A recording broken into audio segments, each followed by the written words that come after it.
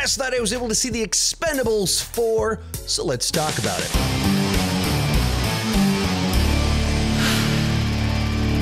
Hi, my name is Sean, and you probably noticed I'm in a slightly different location. That's because this week I am at Fantastic Fest with Cody Leach.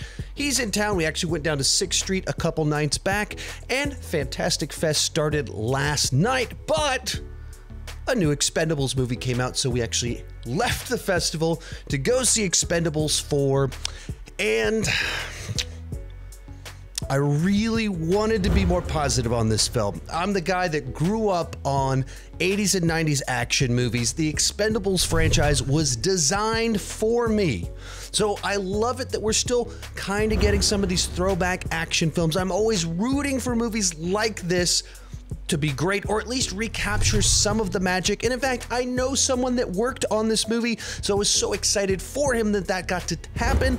Wanted to be able to love the movie for that reason. But this movie really disappointed me. And like, if I reviewed it on direct-to-video action movie standards, it's entirely watchable. It's passable enough. It has plenty of big set pieces and action movie stars having their charisma and stuff like that. But this isn't a direct-to-video action movie. It was released in theaters, and I paid, my $15 for a ticket for it, and its reported budget is $100 million. In which case, there's simply no excuse for the movie that they delivered. And what I mean by that is just such a huge percentage of this film just looks artificial. And whether you're talking about the countless sequences where characters are in car chases and it does a wide shot and you see real cars driving, and then it cuts to any of the actors in this movie that you recognize, and they're so clearly on a green screen, or that the bulk of this film is set on a ship that was in some warehouse somewhere with a bunch of green screens. I mean, the whole thing just has this green screen look to it, and every time it cuts to one of these shots, you see it. And there's shots where people are like going down zip lines and stuff, and they just look atrocious, just horrible. But even beyond that, the camera quality, it feels like, I don't know, like a cutscene from a video game, a streaming service that can buy professional cameras but not movie cameras, and so it's all a little bit too bright. The way that the cameras pick up color just makes everything look clear, but too clear and not cinematic at all. Whether they're in a bar, whether they're on the ships, all of it just has that cheap, bright look to it. And whereas like the original Expendables film, they went to locations, you're seeing a plane fly around. It all feels real and believable. Everything in this movie just has this artificial feel. And the appeal of this franchise for me is that they are these throwback action films. They're supposed to make movies and have the stars of the movies I grew up watching, which is practical stunt work, good old-fashioned R-rated action, and just that aesthetic. Both the look and the feel, as well as just that R-rated machoism. And then you get this movie, and it doesn't have that practical stunt work believability factor. It feels like just another movie shot on green screens with too much VFX, except starring a bunch of men in their late 50s, 60s, and 70s. That is not what this franchise is supposed to be, unfortunately. And that beyond that, there's a lot of tonal issues where at the beginning of the film, or there's sequences in it that are meant to be like very serious, showing the stakes, the emotional toll that some of this takes on certain characters, and then it cuts immediately to a joke scene where just the most base level humor And then we cut back to something that's supposed to be very serious.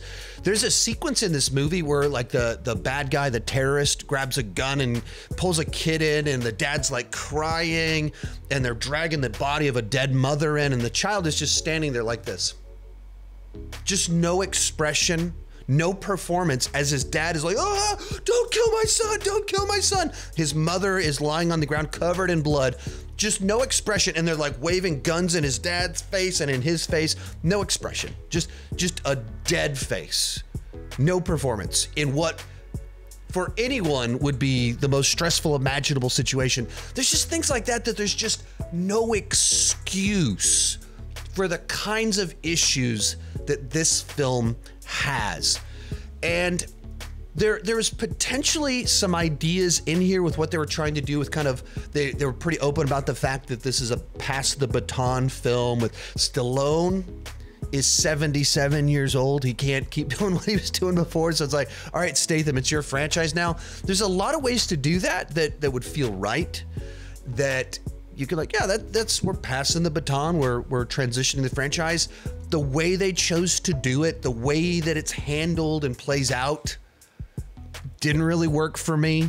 There's all of these elements of the way they construct the story, of how Statham kind of gets separated from the group and reconnects with them. The way that it plays out is so contrived and forced. There's twists and turns that are supposed to shock you, but they all kind of come out flat by the end of it. And so, like I said, it's the kind of movie that if this was like a $10 million direct-to-video, direct-to-streaming action film that was a spin-off of the Expendables or a knockoff of the Expendables, I'd be like, yeah, sure, whatever. I mean, I know what I'm getting into, like a cheap movie where, you know, cheap action, that's all I want, 11 o'clock at night on a Saturday, but that's not what this is. This is a movie with a bunch of movie stars, with a $100 million budget that I paid $15 to see, and this isn't good enough. And there's no excuses for the film that they did deliver. And even with just the cast of the Expendables themselves, this is the weakest cast that we've had by far. Like, it was fun to like throw Megan Fox into the mix. Like, oh, cool. Yeah, I mean, sure, why not? The way they write her character, she's just all over the place. They like introduce her as like this crazy girlfriend, and then they shuffle that up, and there's like some stuff that happens in the plot that would like has emotional weight to it, and the way that she's used immediately afterwards is like snarky in a context where you're like, what are you doing?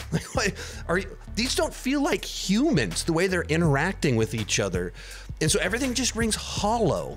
And that's what was so frustrating, is like, it doesn't take a lot to entertain me with this type of cast, this type of movie, as long as it just has some truth to it. But from the imagery, the VFX, the characterizations, all of it just rings hollow.